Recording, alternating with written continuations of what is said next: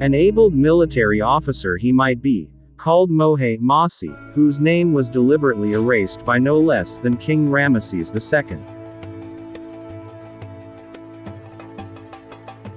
To know who he really was, we have to go back to his chronological timeline.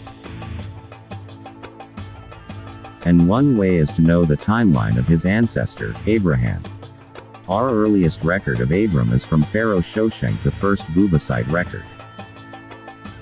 We can see here the said archaeological record written around 925 BC.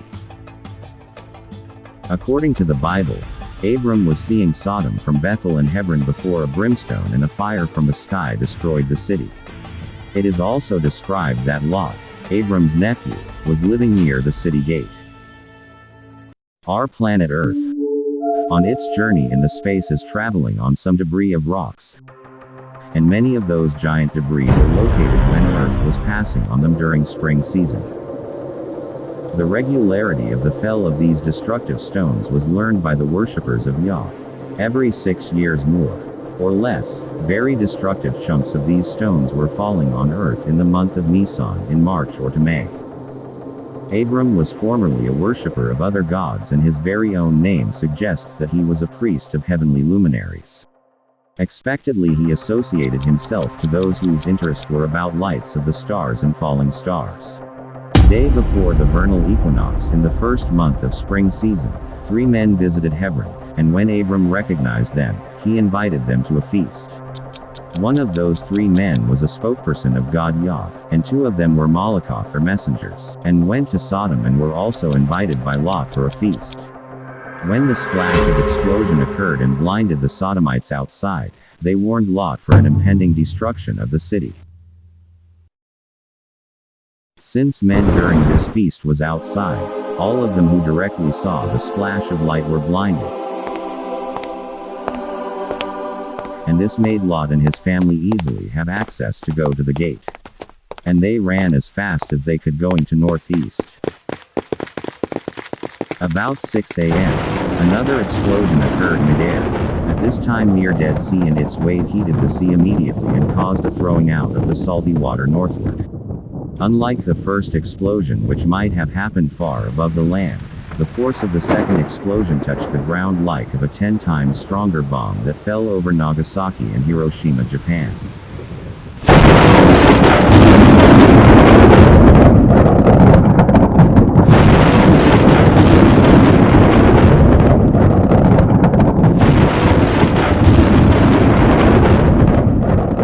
Moses said, "The whole land there is brimstone and burning salt. It is not sown, nor it bears fruit, nor any grass grows therein, like the overthrow of Sodom and Gomorrah." This city of Sodom was chosen by Lot as his good sojourning place because of water and paradise there. It was located just east of Jericho and seeable from Hebron or Bethel.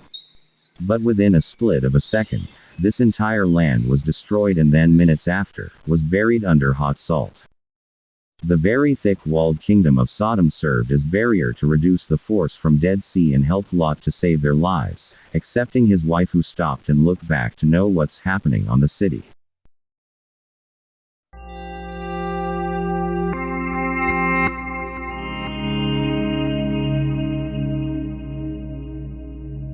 The super hot splash melted and made to disappear the head and upper part of the Sphinx in the city. The ziggurat turned into brittle rock of pyramid.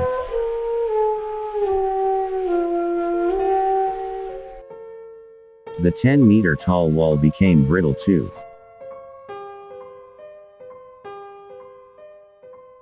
Scientists found pottery shard in the city. This clay jar was made 3,700 years ago. The surface of this clay jar turned into glass of zircon crystals.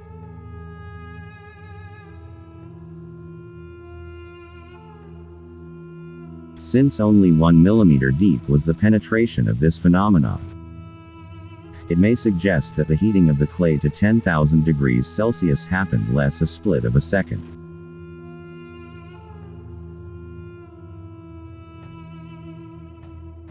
The findings were published by researchers in the book The 3,700 Years Ago Middle Gore Event Catastrophic Termination of a Bronze Age Civilization.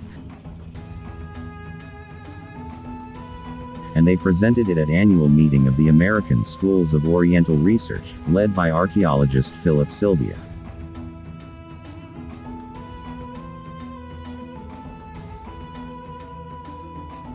It is very important for biblical research since the destruction of Sodom suggests that it took place after the clay jar was made in 1700 BC, and it may mean that Abram existed in 1700 BC.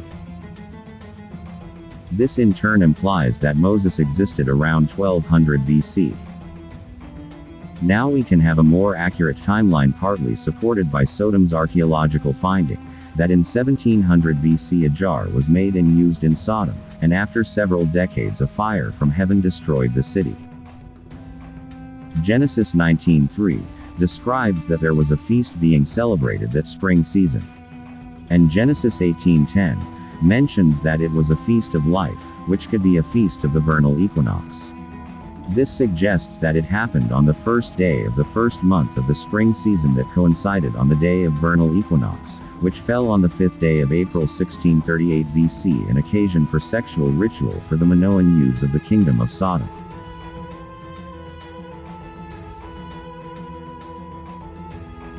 Isaac was born in 1637 BC, a year after the incident of Sodom.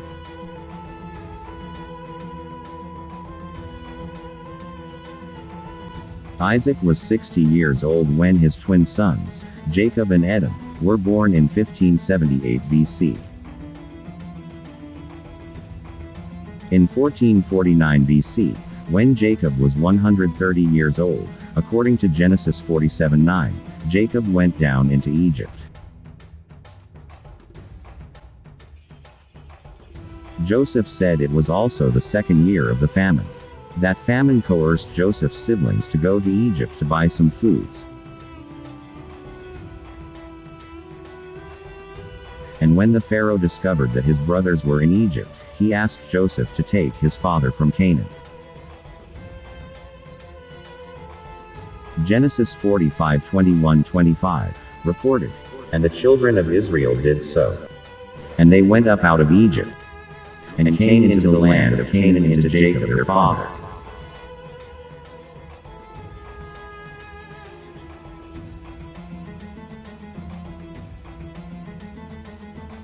"480 years after the children of Israel went out of Egypt, King Solomon built the Temple of Yahweh in Jerusalem in around 969 or 968 BC. According to extra-biblical report, in court record of Tyre, this happened in the 12th year of King Hiram. King Hiram reigned from 981 to 947 BC. Therefore, from the time that the children of Israel Jacob went out of Egypt in 1449 BC, it took 480 years before King Solomon started to build the temple in Jerusalem. King Hiram of Tyre built it for him in late 969 or early 968 BC. The earliest archaeological epigraphic evidence for the said Temple of Yahweh in Jerusalem is dated around 900 BC, just few decades after it was erected. Here is the ostracon where it is mentioned, known as King's Command Ostracon. It says, "According to Isaiah, the king commanded, you are to give Zechariah 3 shekels of silver from Tarshish for the house of Yahweh." Knowing this fact, our next question is, when did Moses exist? Genesis 15:13-16 give us clues. In Genesis 15, it says that an Abraham's seed or son would be stranger in a foreign land and shall serve in it, and his descendants would be afflicted 400 years. And in the 4th generation from being there in the foreign land, the descendants would return to Canaan. Joseph became a servant in Egypt in 1469 BC, according to Genesis 37:1, when he was 17 years old, and after 4 generations Moses was born. Since each generation is 40 years, according to the book of Psalms 95:10, then Moses was born in 1309 BC, after 160 years or after 4 generations. Galatians 3:16-17 says, "It took 430 years from the time Abram had received the promise in 1639 BC, till his seed would multiply as a country in 1289 BC, and would celebrate Jubilee in 1162 BC, 400 years after the death of Abraham in 1563 BC. If Moses was born in 1309 BC, and he lived 120 years, then he died in 1189 BC. This is exactly between the time of Ramses' father and of Queen Tausert. Biblical passages give indication that Moses died on around February 25, and Israel had mourned 30 days till March 25, 1189 BC, before Joshua restarted their mission. The Bible corroborates this timeline, when it says that Moses' days were during the building of Pithom and Ramses in Egypt, cities for weapon factories, granary, and supplies. From Exodus 1:11 we can read, "Therefore, they did set over them taskmasters, to afflict them with their burdens. And they built for Pharaoh store cities, Pithom and Ramses." This is the first biblical passage to be evidenced in Egyptology, when in 1820s, Jean-François Champollion deciphered the sun symbol as syllable Ra, and enabled to read for the first time the name Ramesses. The Bible reported that the Pharaoh built the cities of Pithom and Ramses. And there was only one king of Egypt who built both these, Pithom and city of Ramses, no other than King Ramesses the Great. And the enormous facilities of Ramses was located 2 kilometers south of the Pi Ramesses proper, known today Tel El Daba, or Abaris. Pi Ramesses means house of the Ramesses family, and it was the vacation place of Ramesses I, and where King Seti I born Ramesses the Great. It was Ramesses the Great who made it as a capital city of his kingdom and as a principal military base used to control the Sinai and Canaan. Its population that time was estimated to be 300,000. He built around 400 horse stables in it. An area south of it was called Precinct of Abaris, or in the Bible, Pi Hahiroth. Hebrew slaves were used to build this city.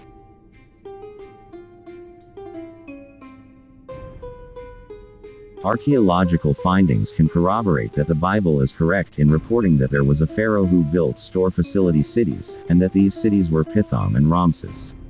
The Pithom built by King Ramesses the Great was located at Tel El Rataba, where the pharaoh had thick defense walls, garrison barracks, workshops, and granaries, exactly to what the Bible being described. Hyksos, the relatives of Hebrews, lived there. Its west portion could be entered via a gate of Migdal. 2 inscriptions bearing the name Peretom were found there by archaeologists, and a statue bearing the name of King Ramesses the Great was also found. This simply means a temple or precinct of Egyptian god Atum was built there. Later, the length of valley there going to Maskuta was called Etham, short form of Pithom. This is the third archaeological evidence for Exodus. We can see here a photograph of defense wall of the fortress of King Ramesses II, taken by Polish-Slovak Archeological Mission in Tel El Rataba. The fourth archaeological evidence is the region from where Israel removed. Our evidence is housed at the British Museum, numbered 10,246, 3, written around 1210 BC. Also known, Papyrus Anastasi 3. From this Egyptian inscription, we can read the following. The Tufi comes to papyrus reeds, and pay horus to rushes. It means yam with bagi fish and bora fish, and even their hinterlands provide it. The great of victory youths are in festive attire every day. Sweet moringa oil is upon their heads, having hair freshly braided.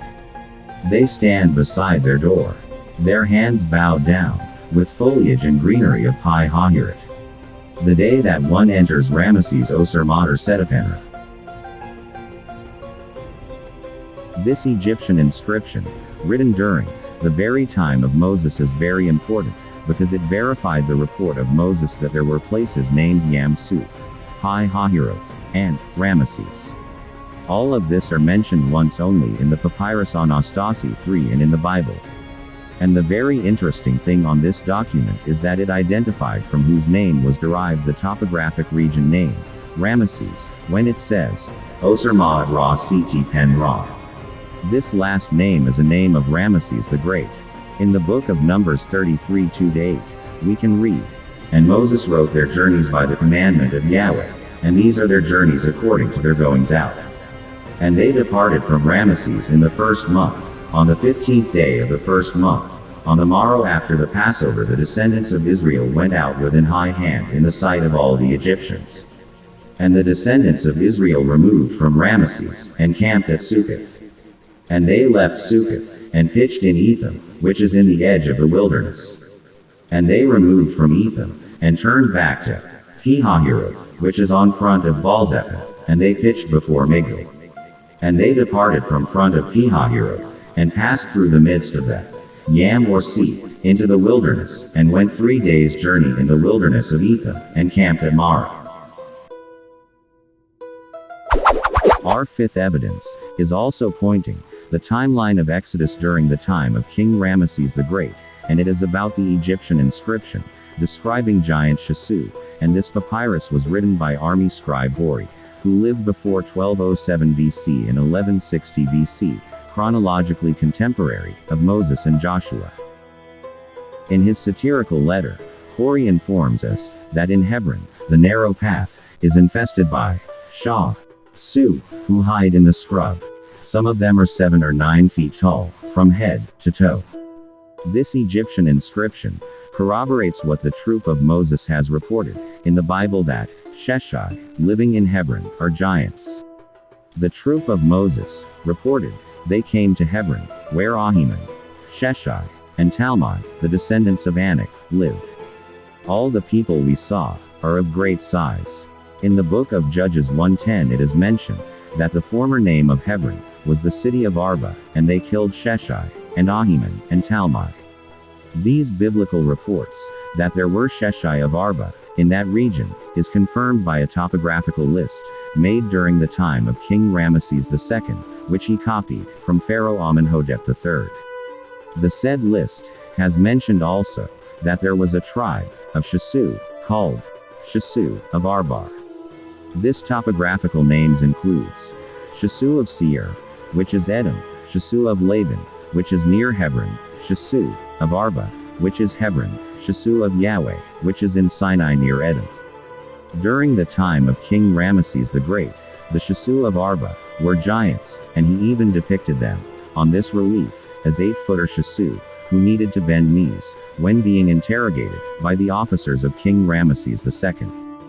2 of these giant Shasu were caught spying against Egypt, and depicted here in Karnak inscription by King Ramesses the Great. Our sixth evidence is based in the description of the book of Numbers 33:3-4, that the death of the firstborn son of the pharaoh in Ramesses was a judgment of Yahweh against the Egyptian gods, implying that the pharaoh was one of the Egyptian gods. And King Ramesses II was indeed one of the Egyptian gods. Here Ramesses II was one of the 3 gods, Amen at the left, and Mut-Hather at the right side. Moses reported in Numbers 33:4-5, "For the Egyptians buried all their firstborn, which Yahweh had smitten among them, upon their gods, also Yahweh executed judgments.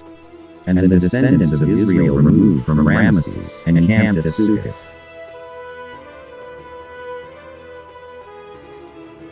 Our seventh evidence is the name Yahweh. Moses in his first appearance to met the Pharaoh, mentioned in Exodus 5:3, is implying that the Pharaoh had heard or known the name Yahweh. Historically speaking, there are 2 kings had encountered this name of Yahweh, and they were King Amenhotep III in 1380s BC, and King Ramesses II. Moses here was in the reception of Ramesses. In fact, Exodus 12:37 made mention the topographical name Ramesses. Moses would not presume that the Pharaoh knows the name Yahweh if the Pharaoh has not encountered it. And in an Egyptian temple, Ramesses II even listed a wandering people called Shasu of Yahweh. Here is how he spelled the name of a land of Yahweh. He wrote the hieroglyphic symbol for Ta, which means land. The symbol for the syllables Shah, Su. He used plural marker, a to mean many Shasu. And then wrote the syllable Yah, Ha, and then Way. But we can notice that he did not use the symbol for permanent residence or for a city or state, which means Shasu in this land of Yahweh were not permanent residents but sojourners. Among tribes of Shasu listed both by Amenhotep III and Ramesses II, the tribe in the land of Yahweh was not permanently residing. According to tradition, there was a god showing there. That is why one of its mountains was called Mount of God. Moses, in the book of Numbers 10:33, called it the Mount of Yahweh, and described it to be near Edom. King Amenhotep III and Ramesses II described the land of Yahweh as near Punan, Ser Edom, and Arba.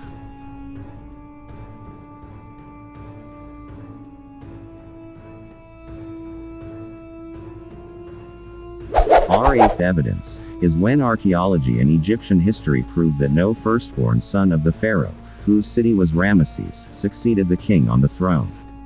The eldest son of King Ramesses died earlier. Knowing this as a fact, Moses claimed that all firstborn sons of Egypt would be died. In Exodus 11:5, it says, "And all the firstborn in the land of Egypt shall die, from the firstborn of Pharaoh, who sits upon his throne, even unto the firstborn of the maidservant, that is behind the mill, and all the firstborn of animals."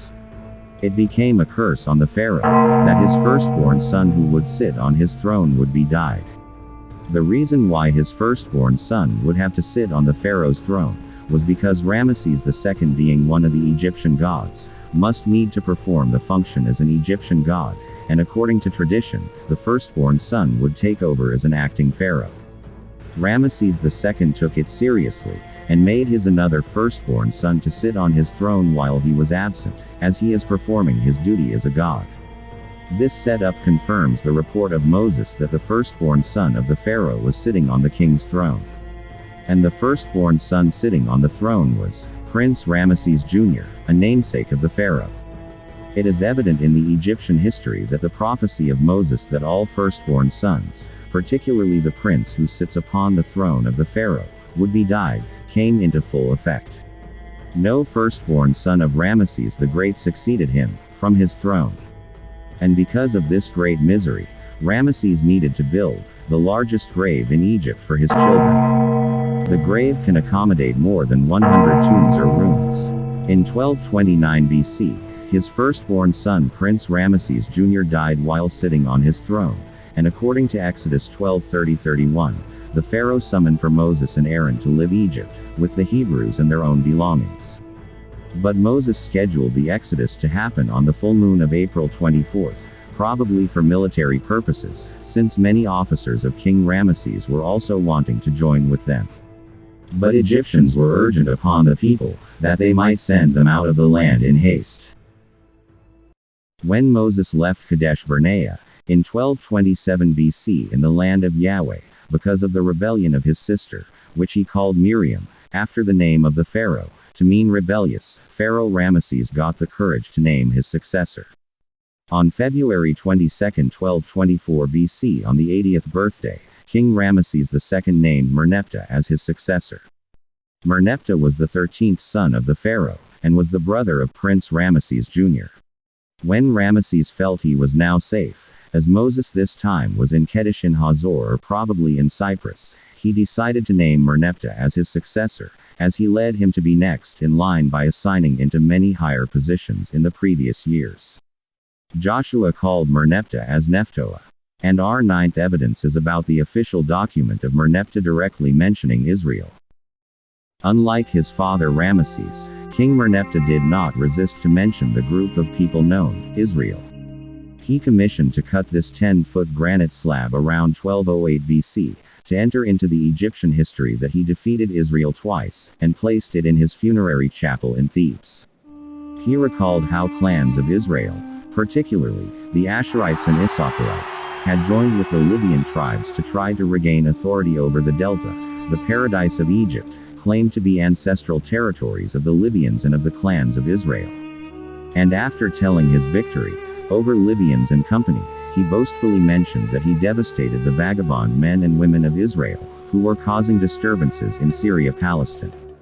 On this document, Merneptah was suggesting that the disturbance had reached Ugarit or Hittite territory in Syria, and that Israel was with Karu or Syrians on doing disturbances, and that this people was occupying the fortified cities of Ashkelon, Gezer, and Yeno. Since Israelite fighters were circumcised men, Merneptah decided to know accurately how many circumcised enemies did his army kill. He made bulletins for this purpose, recording newly count of the circumcised and uncircumcised slain enemies. In his document, now known as Athribus Stela, the pharaoh reported that he killed thousands of circumcised Asherites, and few hundreds of Issacharites. Hebrews stopped circumcising babies, and in the absence of circumcised babies, after 1 year, Merneptah reported that the tribe Israel has no seed. In the document, he used hieroglyphic symbols for Ye, the double quill, then Z sounding S, followed by E, and symbol for R, the vulture sounding A, and the throw stick as a symbol for enemy or foreign. He has a symbol for wandering man and then for wandering woman, and beneath them are the 3 vertical lines that signify many, like as many as thousands. Literally, Merneptah is describing Israel as vagabond, of many rebellious men and women. He does not use a determinative symbol, for a permanent resident or for a state, as he accurately describes Israel as a vagabond tribe consisted of many rebellious men and women. He uses pronoun he, when he mentioned, he has no seeds. This simply means that Israel that time was not a state, not a kingdom, or it had no definite ruler.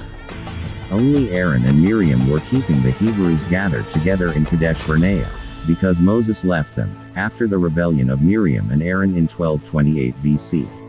Moses was absent from year 3 to year 37 of the Exodus. The wife of Moses was a Cushite as mentioned in the book of Numbers 12:1, and when Moses asked her brother Hobab to be a companion on May 19, 1228 BC, Miriam raised a controversy that Moses was giving favor to Cushu, a tribe of Kenite Midianite. After this incident mentioned in Numbers 10:29, Miriam made it a big issue by June 24. To resolve the matter, later Moses sent 12 Israelite spies instead.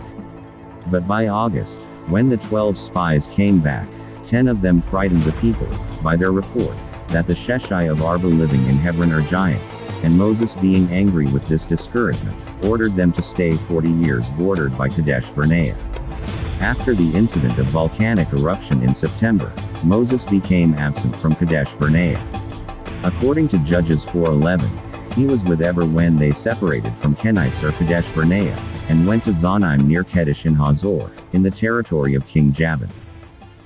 Eber and all other Hebrews, who went with him in Hazor established a good relationship with King Jabin for 20 years.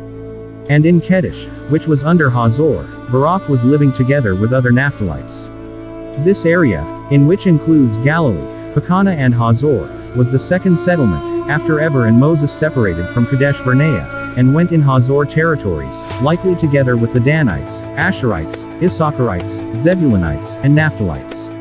Moses was known there as Mukusa, Meshusha or Moxos, variations of his name. Living also in that region was Shamgar ben Anan, who had probably a wrong encounter with the Peliset, who were kept hidden by Moxos or Moses in Pekana. Yabandush, who escaped from prison, was under the search of King Sepululium of the but Issacharites took Yabandush and hid him, and the Hittite king could not coerce them to surrender him. The Hittite king was wanting to ask him some important information, probably, about the troops living in Cyprus that were usurping ships and kept fighting Sepululium. The Hittites could not identify the mastermind because Cush-Meshusha or Yah Moses was in good relationship with other kingdoms. Suspicion now was drawing near to the Issacharites as they were hiding the fugitive Yabandush. A news reached to King Merneptah that men and women of Israel were roaming in the area and causing disturbances, by occupying Ashkelon, Gezer, Amor or Yinaam, and as far as northern Syria. This pharaoh was probably planning a surprise attack. He possibly built a water supply 3 hours distant from where prophetess Deborah was living. The name of the pool was Water Spring of Nephtoah. Other water supplies located in Sile and Wadi Tumilat were also called Pool of Merneptah. Volcanic activities underground were causing increase of temperature. That's possibly why Merneptah was making a lot of pools as water supplies of his officers. Deborah, on the opposite direction, was ordered to remind Barak to have a battle in Mount Tabor against Sisera, the general of King Jabin. This battle took place when a solar eclipse happened, and Deborah eluded it by suggesting that her troops absorbed the power of the sun. When she sung, "So let all your enemies perish, O Yahweh, but let them love him, he is the sun, when he goes in its power." Judges 5:31. Jasher, the history writer of King David, has also mentioned that solar eclipse when he wrote that, "stood behind, the sun at half night to heaven," which also described by prophet Habakkuk that sun moon stood on front of one on another. This standing of moon on front of the sun happened on May 16, 1208 BC, and based on recollection of Joshua, from the direction of Gibeon to Ajalon, this was above Peloponnese. After this solar eclipse, people of Peloponnese were in a haste to go to Cyprus, particularly that volcanic activities under the crust of Mediterranean were disturbing the sea, descending the seawater to a lower portion enough for people to transfer from one island to another without too much difficulty. The fault line from Greece to Crete and Cyprus was apparently opening, causing the descending of the seawater. The start of series of battles happened in Caftor Cyprus, and Phoenicia, two pillars or coastlines, after the death of Heracles of Tyre in around 1226 BC. The troop of Danites destroyed Enkomi, Palaeokastro, Sinda, and Kishan, and it was later, in the book of Numbers 24:24, when Balaam ben Beor revealed that the ships in Kishan, Cyprus, were backup of the Israelites to afflict Ishurim in Nephtoah. Peliset were defended by Meshusha to have freedom from Caftor. And that memorable event is even sketched by them on this gaming board made in around 1208 to 1180 BC.